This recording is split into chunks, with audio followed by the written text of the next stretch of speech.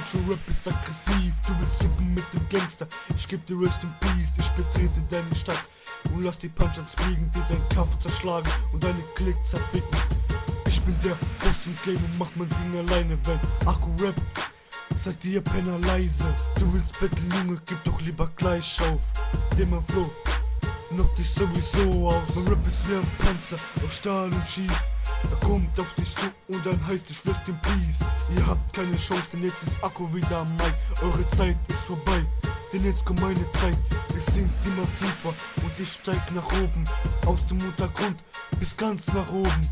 Steh mir nicht im Weg, denn ich bin wieder da.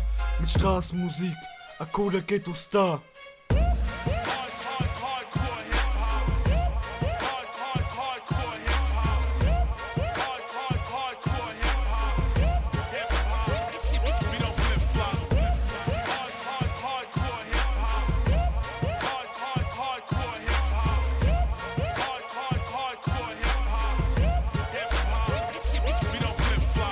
Nicht betteln und ihr habt kein Flow. Gegen King Akku geht es sowieso K.O. Ihr liegt am Boden und ich tret nochmal drauf. Gegen Akku sieht der Toast einfach erbärmlich aus. Ich zieh die Waffe und drücke ab. Es macht Boom und du liegst im Sarg. Ich räum das Game auf, denn jetzt kommt der Barbar. Ich komm alleine und es ist Game Over.